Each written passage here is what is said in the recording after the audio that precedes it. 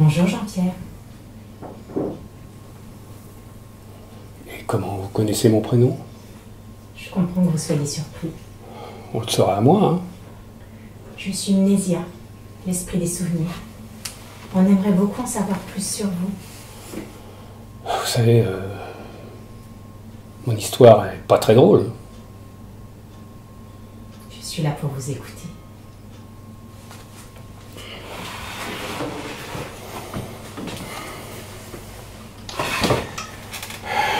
Je vais pas vous raconter ma prime jeunesse. C'était pas terrible.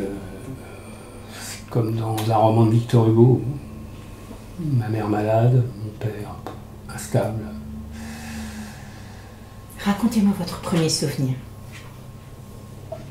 Mon premier souvenir, je ne vais peut-être pas vous raconter ma naissance, mais à partir de 4 ans, mes parents, très pauvres, vivaient dans une pièce à peu près grande comme ça, pas de chauffage, pas d'eau chaude. Mon père avait des petits boulots à droite à gauche, mais il était rarement là. Ma mère a attrapé la tuberculose, craché le sang, et elle n'avait plus de force. Donc j'avais 4 ans, 4 ans et demi peut-être. On habitait sur les grands boulevards à Paris, pas très loin de la Bourse, les grands boulevards, le musée Grévin, Folie Bergère. Et il fallait bien manger quand il y avait de l'argent. Donc avec le peu d'argent qu'elle avait, elle faisait une liste de courses. J'avais la chance de savoir lire à 4 ans. Déjà? Ouais, parce que j'avais que ça à faire et puis je m'intéressais beaucoup à la lecture. Donc elle me faisait sa liste de courses et voilà, je partais avec le sac. Et j'allais chez l'épicier, le boucher.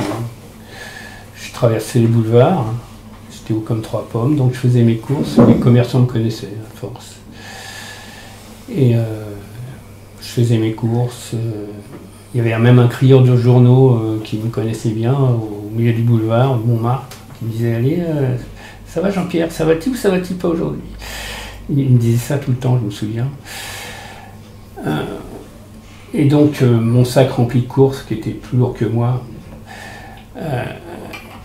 et les gens étaient assez surpris de me voir, donc j'avais un sac très très lourd, je traversais les grands boulevards, et les gens, il y a même des dames qui voulaient essayer de m'aider, mais qui me faisaient traverser, parce que j'ai trouvé ça bizarre que petit, haut comme 3 pommes, j'étais tout seul avec un sac de courses, un peu comme dans Victor Hugo et Les Misérables. La petite, je me souviens plus de son prénom. Cosette. La petite Cosette, voilà, c'était ça. Donc moi j'étais un petit peu la petite Cosette au masculin. Et donc je remontais chez moi, j'amenais les courses. Et puis voilà. Et mon père, lui, arrivait le soir, quand il arrivait le soir, des fois il venait pas, des fois il venait. Ma mère était très très très malade. Mais comme mes parents n'avaient pas beaucoup d'argent, évidemment, les administrations ont commencé à s'inquiéter de ce qui se passait. Et, comment ont-ils su? Ce sont des personnes? Oui, il y a peut-être eu à l'époque des dénonciations. Voilà, j'étais pas très bien habillé, des fois j'avais les cheveux longs et les gens me prenaient pour une fille. Et des fois, mes parents n'avaient même pas un pantalon à m'offrir, donc j'étais en espèce de blouse et slip, voilà.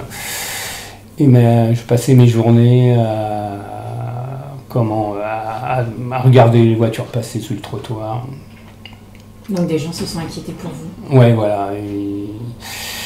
Et quand ils ont vu que j'étais un garçon avec les cheveux longs, ils ont dit: qu'est-ce qui se passe? Et donc l'administration s'est inquiétée, et puis ils ont fait une enquête chez moi, puis ils ont vu dans quelles conditions on habitait. Et donc j'ai été enlevé plusieurs fois de chez mes parents. Donc on m'a envoyé avec l'assistance publique à droite, à gauche, dans les fermes, tout ça. Comment vous viviez ça? Ben, comme une sorte d'abandon. C'était l'abandon. Et puis... Et de laisser votre maman malade? Ouais, ça me turlupinait encore plus. Ma mère malade, elle était d'ailleurs en sanatorium parce qu'elle était entre la vie et la mort. Elle pesait plus que 35 kilos à peu près. Enfin, elle s'en est tirée heureusement. Mon père, lui, était là quand il voulait. Il avait des petits boulots à droite à gauche. Il travaillait au Hall, qui était à Saint-Eustache à l'époque, qui est à 300-400 mètres de la maison. Il a fait marchand de cravate, il a travaillé dans les travaux publics. Il a fait un peu tout, mais il était instable, mais très très instable. Et en plus, c'était un grand séducteur. Donc, ma mère avait les cornes. C'est surtout pour ça qu'il ne rentrait pas plus que... Oui, surtout pour ça qu'il ne rentrait pas. Et ça, vous vous en rendiez compte tout petit ou vous avez... Je commençais à m'en rendre compte parce que je voyais ma mère toute seule. Je demandais où il est papa, parce qu'un petit garçon s'inquiète. C'est fusionnel avec sa mère, surtout avec sa mère, mais avec son père aussi. Où il est papa, ma mère me racontait. Écoute, il va rentrer ce soir, il travaille. Et voilà, donc j'ai été emmené dans des fermes, à l'époque on appelait ça la Seine-et-Oise. J'étais dans les Yvelines, dans le Loiret, un peu partout. J'étais même à l'époque ça s'appelait les Basses-Pyrénées, vers Orthez, dans les Landes. Et qu'est-ce que vous faisiez alors, dans ces fermes, dans ces familles? J'étais un petit garçon, voilà, j'étais placé dans une famille. Placé dans les familles, donc c'était bien, j'avais des bons souvenirs quand même dans les Landes, parce que j'étais au milieu des animaux. J'étais au milieu des animaux, des vaches, tout ça, j'adorais ça. J'allais avec le berger au milieu de la montagne, on gardait les vaches, c'était vachement bien. Ouais, je respirais. J'avais même une anecdote là-dessus. Une fois un soir, je suis sorti et je suis tombé nez à nez avec une louve qui attendait ses petits. Et une louve, c'est vraiment ce qu'il y a de mieux en instinct maternel. Et la louve, donc la nuit, ses yeux brillaient. Je suis resté face à face avec elle pendant à peu près 5 minutes. Et elle m'a regardé droit dans les yeux. Elle voyait que j'étais petit. Donc et puis elle avait ses pieds qui pendaient. Donc elle devait avoir fait des petits. Je pense qu'elle cherchait à manger pour ses petits. Et moi, j'ai voulu la caresser. Elle s'est reculée un petit peu, mais elle m'a pas touché. Elle m'a regardé. Et puis elle est partie. Ça, c'était un bon. J'ai toujours ce souvenir-là dans la tête. Pour ça que j'adore les loups. C'est un souvenir magique. Ah ouais, c'est très magique, elle m'a pas touché du tout, parce que j'étais petit. Et que peut-être qu'elle a senti aussi que vous aviez besoin d'une mère. Peut-être aussi. Quand j'étais petit, j'étais toujours en recherche de câlins. Alors les gens ne comprenaient pas, mais arrête de me toucher, tout ça. Mais c'est vrai que j'étais assez envahissant. Point de vue câlin. Point de vue affection. Mais vous avez quand même eu de la tendresse dans ces familles? Oui, pas trop avec les fonds, parce que les fermiers, c'est un métier assez dur. Donc avec les bergers, oui, les femmes, oui, un petit peu, mais pas trop. Alors, de temps en temps, je crois que mes parents, ils sont venus me voir une fois, ils sont venus me voir. Donc je passais une journée avec eux à Pau. Ils sont venus me voir une fois, puis après ils sont partis. Ça c'était quand j'avais 5 ans à peu près. J'allais aussi dans une autre ferme aussi, où là les gens n'étaient pas très sympas, ils étaient très méchants avec moi. Après, oui. Comment vos parents ont vécu cette période, vous pensez, votre maman surtout? Ma mère donc était très... donc elle ne pouvait pas trop s'occuper de moi parce qu'il n'y avait pas d'argent, mais elle était en manque. Notamment parce que aussi ma sœur, à la naissance, est partie chez la sœur à ma mère, en Bretagne, à Concarneau, parce qu'il n'y avait pas d'argent. Donc elle avait déjà perdu un enfant, et elle voyait le deuxième s'éloigner. Oui, s'éloigner aussi, donc, puis rester seule avec mon père, qui était un peu violent et tout aussi, c'était pas évident, alors voilà. Et puis... Combien de temps a duré cette période? Vous avez été placé 7-8 ans à peu près. quand même. Ouais, 7-8 ans. Ouais. J'étais même avec la Croix-Rouge au Luxembourg. J'ai passé 3 années, mais chaque année je retournais dans la même famille. Au Luxembourg, j'ai commencé à apprendre l'allemand un petit peu. Enfin, le luxembourgeois, qui est un peu de l'alsacien mélangé avec de l'allemand. La mère, il parlait français, donc très sympa. Les filles, un peu moins. C'était pas... Et vous avez continué de lire? Oui, oui, je lisais beaucoup. J'étais à l'école juste à côté, en maternelle, rue des Jeuneurs. Il y a la rue Montmartre, et puis la rue Genève. Maintenant, le lycée s'appelle le lycée Jean-Baptiste Lully. Donc j'étais là. Et même comme je lisais beaucoup et que je m'exprimais d'une certaine façon, pas comme une façon de bébé, ils m'ont fait sauter 2 classes. Ils m'ont fait carrément sauter 2 classes. Et après, mes parents ont déménagé. Il faut savoir que le quartier des Grands Boulevards, c'est les quartiers des cinémas. Il y a un cinéma tous les 100 mètres. Mon père, dans ses divers boulots, a travaillé dans le cinéma L'Omnia, qui était boulevard Montmartre, qui était juste à côté du théâtre des Variétés.